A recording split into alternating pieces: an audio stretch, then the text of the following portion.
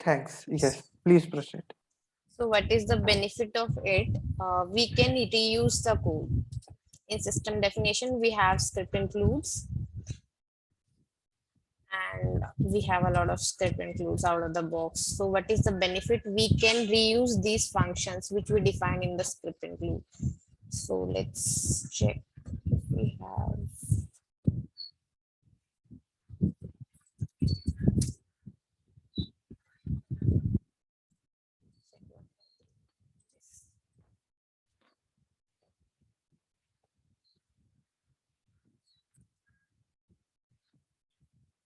Basically, this we make here a call to the server side.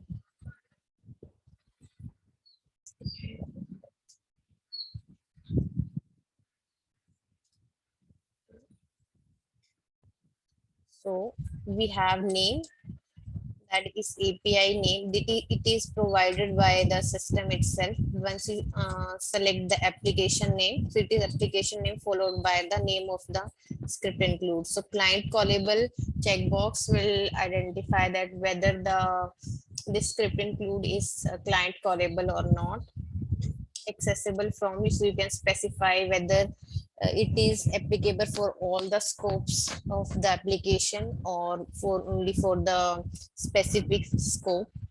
And description, you can put a detail like what it is about. Use the script include to override the behavior of incident sync. So likewise, you can put your customized description, and then how we are going to create a class in this script include basically. So class dot create will create a new class that is incident. So now here we are defining the all the functions what we want to mention in the script. So this is a syntax. So this class name dot prototype equals to object dot extend object. So basically it is extending this script include. So let's check what is there. So yeah, so we already have few functions here. You see, initialize is just like a constructor. If you want to initialize some value, if you have studied class object funders, so constructor is like you want to initialize some variables in the uh, while processing that class. And this is the function name. This is the syntax. So here we first define the name semicolon, then function is this is a keyword, and then in the braces you type your functionality whatever you want. Here we are returning this um, underscore gr variable. So has opened again a function name, and this is keyword function, and again this is the code. You can hear same. This is then comma. This is again reopen is a new function. This is a keyword function, and these are the parameter passed in this function gr and email. So from wherever we are calling this function, we are passing two variables in this reopen function. So this is again some few conditions, the entire logic whatever is applicable for reopen. So this is clone, and likewise. So at the end we have this, and they have made some, they have also provide some variable initialization for the some variables, like something is stored in the property. So this one is gs is also an API. So here get property is checking the value of this property in the sys property table. So we have properties table also.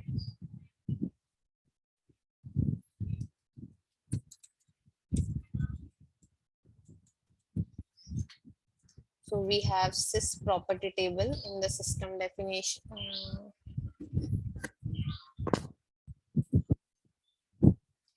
Wondering which component the property comes. So basically I would type like this. So for each module we have different properties also. So it is sometimes stored within that module. So if I want to check entire properties in the system, whatever is the module, so you can check in the system properties table. So yeah, that code is referring to this table. So likewise, it is extending. So this word is used to extend another table. So now they have extend that table. It means it has all the functions available within this. And additionally, they have initialized it. They have not defined any new function into this new script include. They are leveraging only those functions, and they have initialized with something else. So they are passing the incident object, and now they have initialized with the incident object, whatever we any object is passed to this. So basically it's not client callable. So where we can use this, so this can be used in the dictionary of the variable, and this can be also used in the business rule. So we can directly call the server side code in the business rule, but like we make script include just to reuse it. So this function can be called from multiple places. So we write code once and call it to multiple BRs. So if I write in individual BRs, so it will be a difficult to maintain. And again, I have to write multiple times, right? So just calling from standardized or a standard script include, so that will be more easy to maintain. So this is out of box I have shown you. So let's show you some client callable.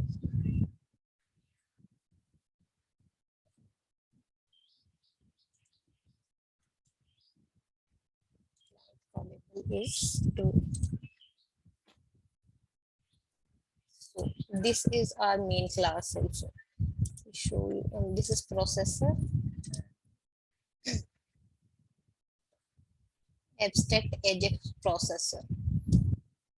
So base Ajax processor class that allow Ajax processor extend.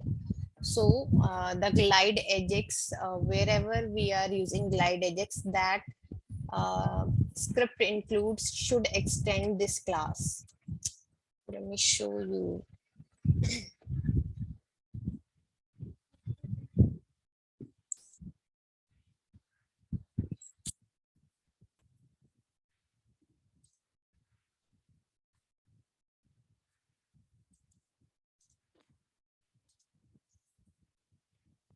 You see, so this is something written for workflow timeline, and it's client callable.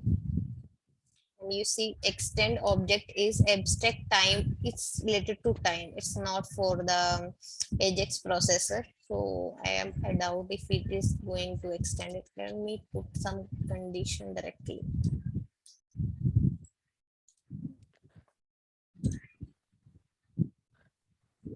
Issue अगर वो जब हम उस word के पास जाते हैं और वो जो लिंक आती है, यदि उसे हम एक बार क्लिक कर ले तो वो न्यू टैब में स्क्रिप्ट इंक्लूड में अपने आप ओपन हो जाता है क्या? Not by clicking on one link, but if I click with the control, हाँ, then it's opening. वही ओपन होता है या नए पेज पे ओपन हो जाता है? Next पे हो जाता है, with control we have to click. Actually, for the control current, we. yeah, actually for Control. the current version, it is not working issue. San Current Diego. version. Is it? When we, yeah, when we click on the control and click on the new link, then it will not get open. It's opening on the same page. So we are on new instance now. So you can see this Yep. is abstract Ajax extending the abstract Ajax processor, and it's not client callable. So it is it you cannot call this right on client. So your client callable script include should be it should extend the Ajax processor, and it should be client callable, or it should be okay. Let's try some scenario. So we were supposed to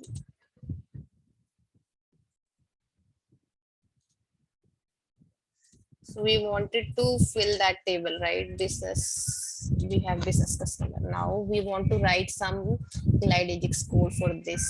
So you are going to help me with that.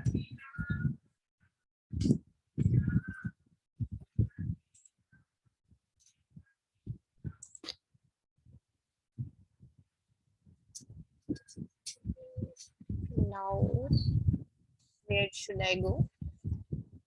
Client script. In client script, we have populated one value, right? Now we are going to make this as, and we are going to call the Glide Ajax here. So this is not a best practice. So we will comment this code.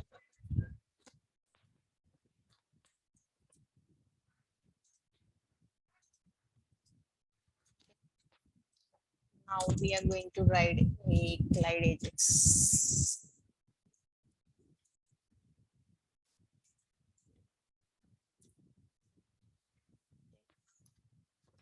So how we should start?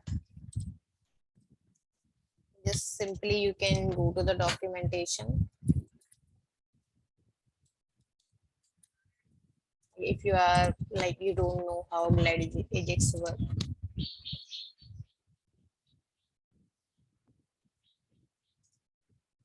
Thing to download. So you have entire syntax now.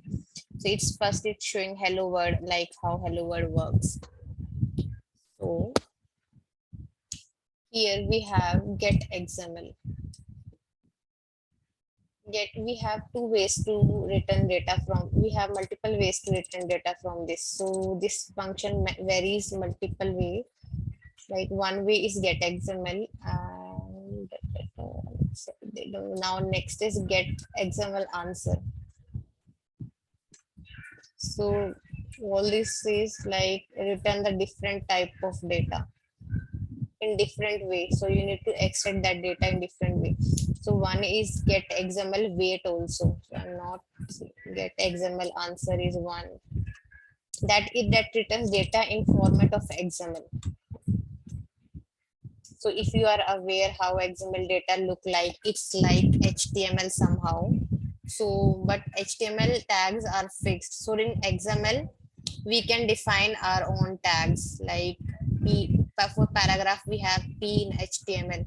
But in XML, I can define any type of tags. Suppose if I want to, I can define a user tag. So it will be like that. In XML, it works like that. This is an XML, it's look like similar to HTML, but like we can have customized tag like this. So you will have format, answer format like this. And get XML wait, it waits until we have response. It does not work in the background. So using get XML wait ensure the order of execution, but can cause application to seem be unresponsive, because it will wait, your screen will be stuck until the response is received from the server side. Suppose I am on this form, until the all data is populated from the script, my script will be this page will be unresponsive. I cannot click anywhere until I have data here from the server side. So that's how it works with the wait. So wait is not a good approach. If we don't have wait, we have get XML that works asynchronously. Asynchronously means your screen will not stuck at that one page, and it allow you to take any action on the page. So yeah, we have these all these different ways. So let's pick the first one. So if you are completely new, you can just copy this. So what you want to do now? Now we want a, first of all, we need a script include class. Okay. So now we are going to create a script include. I think the session will be in 10 minutes. Okay.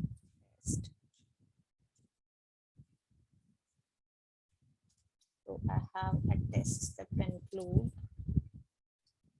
Now it's by default when I clicked on it, it is extending the abstract Ajax processor.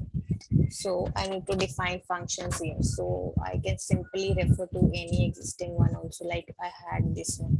So if I don't remember the syntax, what I can do, like I can check how I need to define the functions.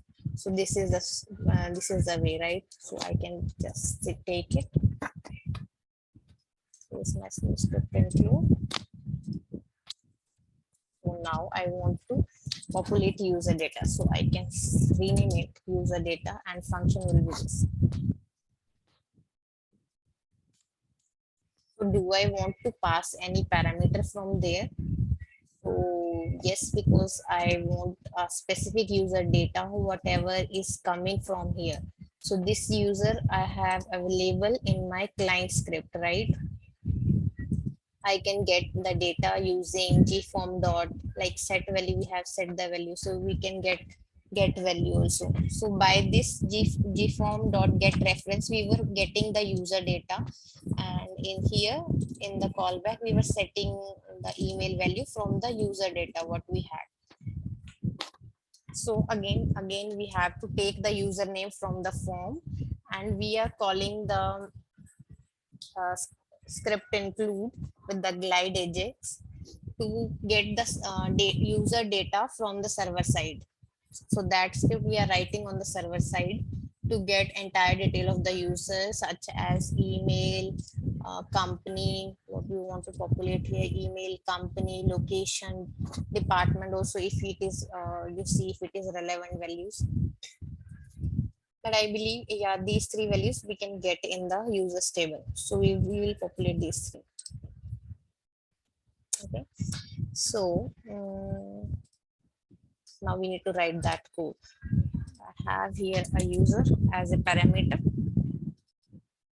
So now you need to how you will be getting the users data. So you can make a glide record code here, right?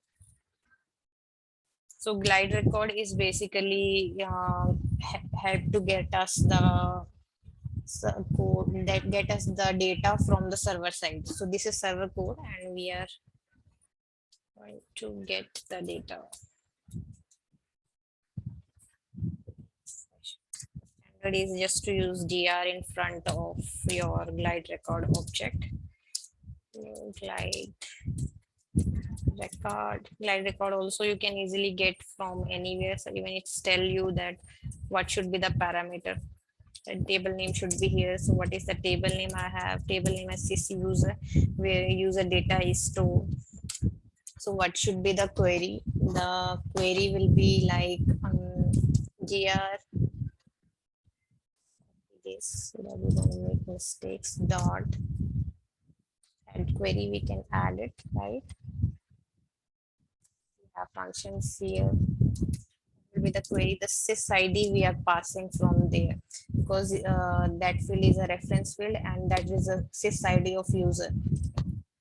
So simply pass the user here. And what is the next step in glide record? We add the query, and then we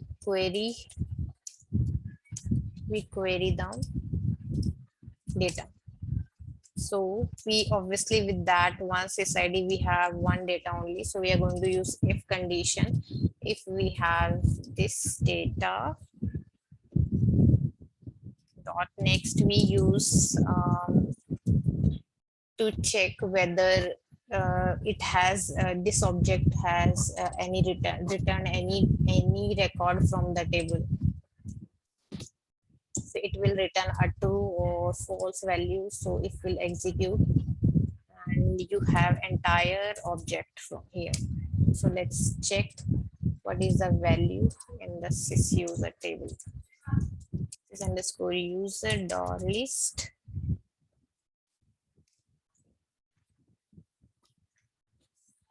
Let's open one record. What is email? Email is email. We have next as location. see location over here. Email, company also, it's not here, but yeah, it's not on the form level. We can configure the form also, but let's see the XML. You will definitely get it. Company, yes, we have company and name is company, and location, yes, we have location with the same name. Great. So we are going to use it as it is.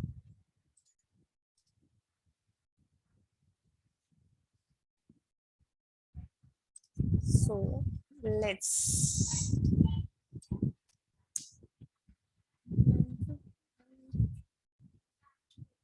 take a variable. Let me return it only one value for now. Return dot email. Okay.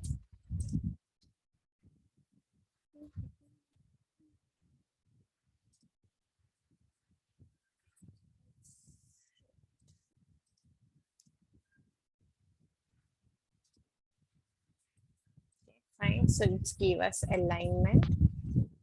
I'm gonna say okay.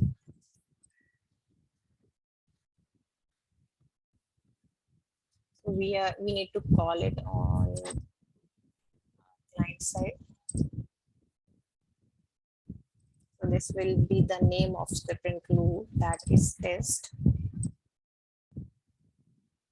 And again, now you should make sure that whatever name you are creating, it should not exist already, because it cannot identify duplicates, right? Because we are referring here with the names.